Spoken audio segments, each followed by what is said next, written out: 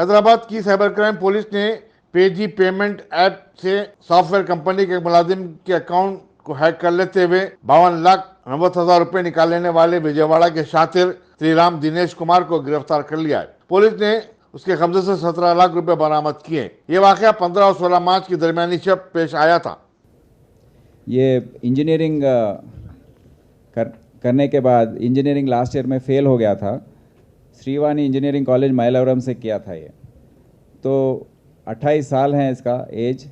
Engineering करने के बाद इसको नौकरी कुछ नहीं मिली, तो ये वल्नरेबिलिटी टेस्टिंग, जो पेमेंट गेटवेज के जो बग्स होते हैं, जो सॉफ्टवेयर में वीकनेसेस होते हैं, उसको मालूम करने के लिए इसको वल्नरेबिलिटी टेस्टिंग के कहते हैं।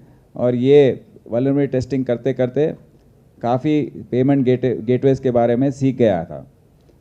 एक केस में इंस्टा मोजो पेमेंट गेटवे के बग्स को मालूम करने के लिए इसको $100 का भी इनाम दिया गया था वो कंपनी से, पर इसको कहीं नौकरी नहीं मिली।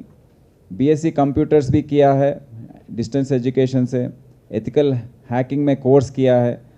फिर उसके बाद 3 कंपनी विजयवाड़ा में शुरू किया ऐप्स लगा के, एक गेट कैब सर्विसेज का, एक फूड डिलीवरी सर्विसेज का एक, और वेजिटेबल डिलीवरीज का एक ऐप। तो इसका दिमाग में सब कभी भी ऑनलाइन कुछ करेंगे ऐसे ही चल रहा है। और इसका दोस्त है चिंटू उसका, और वो इसके साथ रहता है और ये सब करने में मदद करता है। तो ये पेमेंट गेटवेज के बारे में इसको जानकारी ज़्यादा हो गई और उसके दिमाग में आया 2018 में, 4 साल पहले, कि क्यों ना पेमेंट गेटवेज को हैक कर दे। मतलब पेमेंट गेटवेज में ये ट्रांजैक्शंस जो है लाखों में होते हैं और रिकन्सिलिएशन नहीं होता है रोज़, एक दिन में रिकन्सिलिएशन करने के भी महीने लग जाते हैं। पर बैंक्स में हर रोज़ ये रिकन्सिलिएशन होता है। तो इसने डिसाइड किया कि पेमेंट गेटवेज को हैक करना और इजी है और उसमें सेफ्टी भी है। तो इसने 1 नवंबर 2021 में बेस्ट पे गेटवे, जो गुड़गांव में बेस्ड है, उसको हैक किया और उसके द्वारा 20 लाख अपने अकाउंट में उसको ट्रांसफ़र किया। उसके बाद महाग्राम पेमेंट गेटवे, उसको हैक किया। वो दिल्ली का कंपनी है, उसमें 60 लाख इसने डाइवर्ट किया अपने अकाउंट में। फिर हैदराबाद का कंपनी है पेजी। ये दोनों केस वहाँ पर रजिस्टर्ड हैं और उसमें कोई इसका तहकीकात जो है आगे नहीं बढ़ा है। पर जो हैदराबाद में केस रजिस्टर हुआ था मार्च 2022 में, 2 महीने हो गए हैं। ये एक्सिलिका नाम का कंपनी है, उसका पेमेंट गेटवे का नाम है पेजी। इसको इसने हैक किया और 53 लाख रुपए इसने डाइवर्ट किए हैं।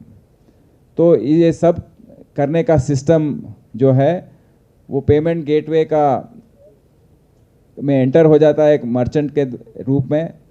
अपना user ID, fake user ID create करके उसमें एंटर होने के बाद लॉगिन हो जाता है। लॉगिन होने के बाद वहाँ पर क्या क्या ट्रांजैक्शंस चल रहे हैं, वहाँ सॉफ्टवेयर्स हैं, सॉफ्टवेयर्स को यूज़ करके क्या क्या ट्रांजैक्शंस हो रहे हैं उसको स्टडी करता है। स्टडी करने के बाद